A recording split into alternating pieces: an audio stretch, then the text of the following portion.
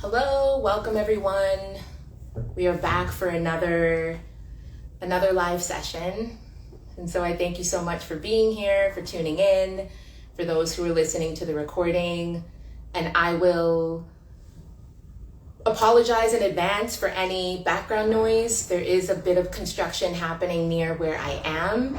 However, I figured better to go live, share the message, create the space, than to not because of things outside of my control, right? So also trying to practice and mirror more healthy behaviors rather than defaulting to some of my own perfectionist tendencies. So that's very real. I also want to acknowledge that today is the full moon in Capricorn, which is happening around, I believe, 8:40 p.m.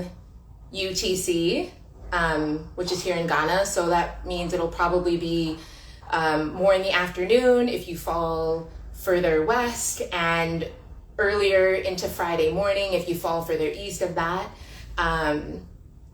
This Capricorn full moon is a very interesting moment in time because of what it represents in terms of leadership. Capricorn and the house that it rules has a lot to do with reputation and legacy. And I think that is just so on point when it comes to these conversations about leadership and burnout that we've been having, because a lot of that is connected to who we think we have to be, what kind of memory we want to leave behind, and how we want people to remember us, right? So this full moon is a really beautiful moment to reflect on what our journey so far has been with that and what changes we might want to make. So if that sounds particularly interesting, I encourage you to jump into my WhatsApp channel where I'm going a little bit deeper and sharing some intimate reflection points there for folks who are interested. But otherwise, today I think is a beautiful moment to also tie this beautiful bow on the last, including this week, the last 4 weeks of talking about the hero mask in action, right? And really just starting to understand how this mask or this archetype starts to break free from the chains, from the shadows, and begins to liberate itself and really show up in its healthiest, lightest energy as a captain, someone who is steering the ship with a team and not just going on a solo adventure towards glory. And so as we jump in today, I've already talked a little bit about the full moon, so let me talk about another planetary body that can teach us a lot about our leadership, Mars. So in the astrological blueprint, Mars tends to govern our willpower, our motivation, our passion. And for those wearing the hero mask, there is a very strong tendency to lead with charm rather than consistency, right? And so it means we end up getting these incredible leaders who are magnetic, visionary, have this such a beautiful concept of what the world could be. And that's very alluring. It's very attractive. It is very attractive to people, right? That's why so many founders are excellent public speakers, to be honest, because they have that ability to really channel their passion for the work, their vision for what could be, and their excitement for what they're building. And we need that. We need that inspiration, right? At the same time, we need to be careful about where the tendency for urgency and glory starts to override any sort of consistency that we're trying to build. And I'll bring it back every single time in social impact work, mission-driven work, nonprofit, social entrepreneurship. There's a huge focus on the well-being of people and impact that will speak for itself years, decades, generations down the line. And so this is where and why leaders who notice that they're wearing the hero mask, this is where we need to be careful, because at what point are we compromising well-being of our end users, beneficiaries, ourselves, our teams, and long-term impact, just to say that the output was high, right? This is the essence of output overwhelming sustainability. And so again, this is where the opportunity gets created for us to really rethink and reimagine what that can look like, right? And of course, let's break it down and really understand, right? Because often the argument is made that output is driving financial sustainability. And that's beautiful, right? Money is a factor, it is a dynamic in what we do and how we do it. However, how much is a drive towards output compromising and undermining your body, your mind, your team, right? The overall long-term impact that you're trying to reach. These are also important metrics and measures of sustainability. Because you can have an organization that's generating money, but nobody wants to work there because of the culture, or it gets a poor reputation for culture, right? And people burning out. And again, this is this big piece around alignment.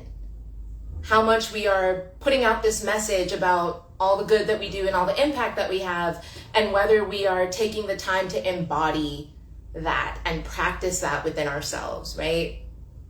Because we don't want the pursuit of financial sustainability to actually just be the thing that is putting us through the burnout loop and just continuing to reveal layers of our iceberg that are showing that we're really exhausted, disconnected, tired, confused, and not in a position to keep the mission and the dream alive.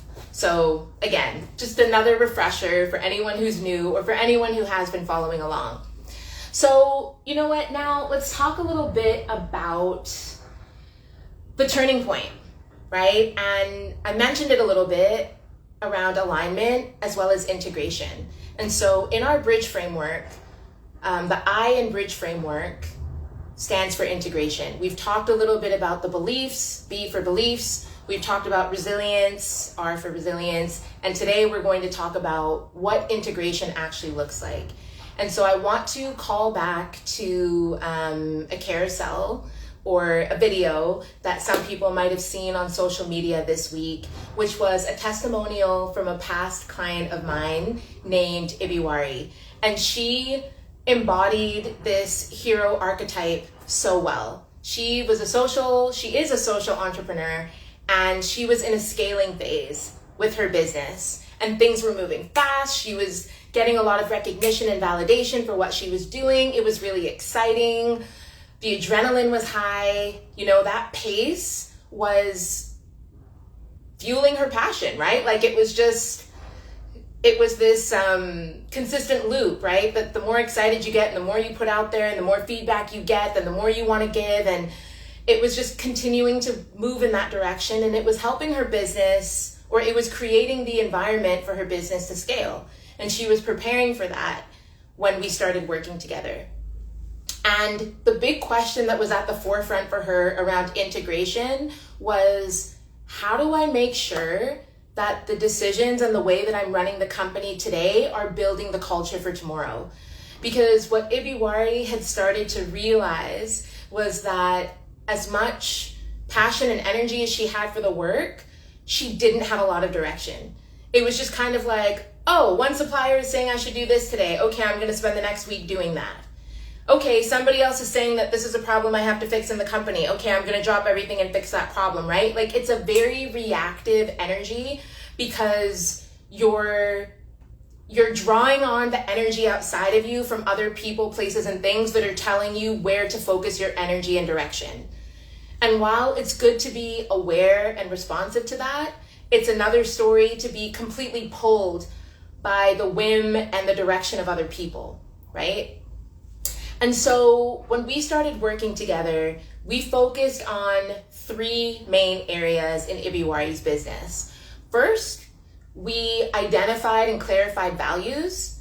Second, we operationalized them in the business. And third, we focused on her personal emotional regulation as the leader of this organization. And I'll jump into why all three of those areas are really important when it comes to navigating from a place of intention and integrating so that burnout doesn't even have an opportunity to enter the group chat, right? So firstly, in terms of clarifying her organizational values, this was huge because what it did was it cleared away any uncertainty or confusion about what productivity in her company was going to look like, right? So when she and her team sat down and when we all connected to clarify those values, what it actually did was it told people, this is what our healthy ways of working are. Like, no one was going to sit down and come up with values that were actually detrimental and harmful, right? Everyone had an opportunity to feed into what they thought made the organization special, what its competitive advantage was, how it shines against its competitors, and who they want to be in the day-to-day in a way that's sustainable. So by doing that one right there, you're already kind of dismissing any unintended toxic behaviors that might come up because you're clarifying what the standards are, right? And when everyone agrees to that and understands that, like, yeah, we've created these in a way, they were built on a foundation of sustainability, we're all starting off on a foundation that is much healthier than just trying to figure it out every day as things come. So that was the first step. Then next, we needed to operationalize, right? And that was really about embodiment. That was really about asking ourselves, okay, what are the behaviors that these values look like across different teams and in different spaces?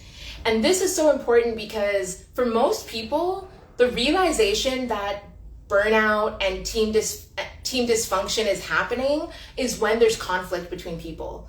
Most people tend to ignore the brain fog. They ignore that they're tired all the time. They ignore that they're getting sick and ill. They ignore that they're losing energy and excitement for the work. And it's not until you really butt heads in a very tangible way that people start to say something's wrong, something isn't working. So again, by operationalizing with the teams to really understand how things were going to work, like as much as we had the values as a guide, what were the actual policies and processes and procedures that we wanted to use, you're removing confusion and you're giving people a common language, right? Because if organizations are systems, right? Systems made up of people, process, and tools, great. You've got the people, your team is there. You've got tools for them to use to do their work. But the question is your process making things more confusing, stressful, or is your process making it really clear that we go from A to B to C? We don't go from A, and then when you get distracted, you jump to G, and then when you get bored, you circle over to M, right? That is what process and that kind of clarification of values can really help do with a team to operationalize so that they are on the straight and narrow. And then lastly, this is the really big one when it comes to Ibiwari as a leader, right? It's great to implement those tools within the culture. And then at the same time as a leader, you are still carrying the mantle as a role model in the organization. And so tapping into her emotional regulation was key because it did two things. Firstly, it meant that she actually now had a better filtering system for when information was just coming at her. You got to solve this, you got to do this, you got to attend this opportunity, you got to be here, you got to be there. And it allowed her to not get so overwhelmed because she could actually say, okay, I have my own internal system of understanding what's on my priority list. So even if someone tells me that something urgent has come in, I can take the moment to stop, pause, and say, wonderful, thank you for sharing that. Add it to the agenda for our Friday meeting. It's not urgent enough that I'm going to stop everything that I'm doing and focus on it. However, it's important enough that, yes, let's discuss it, understand what our options are in a different space at another time. And that alone, that ability to prioritize, that ability to set healthy boundaries goes such a long way in managing your energy. Because when you're running off the adrenaline rush of, I gotta be here, I gotta do this, I need to be over there, I'm already late, that adrenaline is exhausting. It is physically exhausting in your body. So that by the time you finish playing superhero, you have very little energy to think, to process, to show up in a lot of the other places and spaces that your business or your team also needs you in a consistent way, right? So number one, it does that. And then secondly, again, because you are now so much stronger at defining what is going to take your energy and your time in the moment with your nervous system, you have a lot less that you're trying to keep track of and answer in your head by yourself. And remember, many who wear the hero mask, we take it upon ourselves to like already have the answer to a problem before it's propped up, or that the minute something comes our way, we're already trying to solve for it. And again, that mental energy will exhaust you if it's not kept in check, and if you don't have an approach for making sure that it doesn't take everything from you the minute that it comes through, right? So I think these are a few ways that leaders can think about and consider how they're actually building in the day-to-day so that it has a longer term ripple effect into their culture and the sustainability of their culture. So I'd love to hear from those of you who are listening, like what are some of the things that you like to do to ensure that you're building for the future, you're building for the culture, and you're building for sustainability, right? And that balance of building for the culture and also ensuring that the leader has the tools that they need to be successful. So I'd love to hear, I'd love to learn more about how others are approaching this. So to just kind of put a bow on all of this and wrap up for today, everything that I shared about the experience that Ibiwari had with her team and that allowing her to lead with more clarity and confidence, this is exactly what we do inside my Burnout to Brilliance containers. Again, we navigate all these aspects of the bridge framework.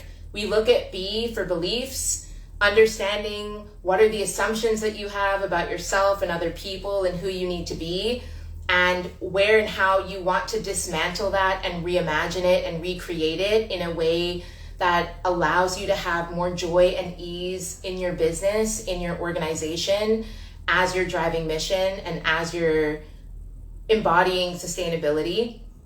Resilience, we look at the tools and practices that in the past might have been coping mechanisms that worked when things were difficult and now are just becoming habits that are keeping you stuck. So again, we rebuild and we recreate that based on your context. The next, integration. We really do connect the dots between, okay, I understand this about myself now. What is it going to look like in my behavior, in my habits, in my interactions with others, right? Which connects us into the D for dynamics, really changing your approach to relationship, to support, to help, to guidance, to not allowing those aspects to seem like they make you too vulnerable, and really leaning into getting the support that in most instances is already there for you. It's a question of how to tap into it. And all of this culminates in the growth and the energy that you have after going through this process. So like I mentioned for Ibiwari, for her, it was coming out with the clarity and confidence that allowed scaling her business to actually feel like it was part of a bigger strategy, as opposed to, well, I'm just running around trying to respond to everything that people are asking for from me, and hence showing up as the hero. It allowed her to put a strategy and stronger systems in place so that she could really be the captain and say, I'm charting the course to our North Star, towards our mission and vision, and I've got the people, we know what we're doing, and everyone is moving in that direction. Instead of, I've got a bunch of people, but from one day to the next, people need to be doing different things, or people are confused about what their role is, or people don't know how things work, right? That we want to break down that level of dysfunction so that we can actually lead in a way that is more sustainable, joyful, impactful, things of that nature. And when you can start to embody that, your whole energy shifts. Your mindset, your mentality, the way you interact with the team, the way you think about growth, it's a lot less on your shoulders, and it becomes much more of a collective experience. So if any of that sounds like it's appealing or of interest to you, then I'd love to invite you to participate in our leadership energy audit. because it's honestly such an awesome tool. It takes maybe 3 to 5 minutes to fill out. And what I really like about it is we give leaders the opportunity to actually acknowledge, what do I see not working in the organization, and where do I see myself navigating and being a little bit uncomfortable? Because these two things are very interconnected, right? No two people in the same organization have the same experience. So you could fill out the energy audit and it will feed back some very interesting information about what your experience in your workplace has been and the strategic areas and the strategic tools that are going to help you shift. And your colleague in another department could literally fill in the same form and have a completely different perception, right? Have a completely different lens on what is working, what isn't working, where their blocks are, where they need support, where they want to step up and where they want to grow. And that's why this leadership work is so important, because it can never be just one size fits all, right? Like, delegation is never going to be the answer to everything. It is one of many tools that you can have in your toolkit, right? And where the mastery of leadership comes in is when A, you get to know and understand the different tools that are available to you, and B, you get really good at discerning when and where and with whom to use different tools, right? Like, a head chef would not walk into a kitchen and say, I'm holding a spatula. The spatula is the only thing I need to make a 5-star meal. No, like, what if you need to chop veggies? Like, a spatula is not going to help you. A chef needs to walk in and know, I have a variety of tools. I have a variety of experts and leaders in my kitchen who can help me create this 5-course meal. And that's what it's like when you're running a business, right? It's having that ability to say, okay, and from one moment to the next, what technical tools do I need to navigate? And we're also adding in the layer, what are the emotional tools, the mental tools, the energetic tools that help me show up as this embodied leader. So please hit the link in bio, go check out that leadership audit. I would be so excited and really grateful to help you understand where certain blocks are so that we can help you shift out of them. And if you would like a little bit more of the weekly cadence and the weekly vibe of hearing from me in WhatsApp, then I also encourage you to check out our channel over there. Yeah, it's just a little bit more personal and a little bit more accessible. So thanks for staying on as long as you did, and wishing you a beautiful full moon, and hope to see you on the next one. Bye.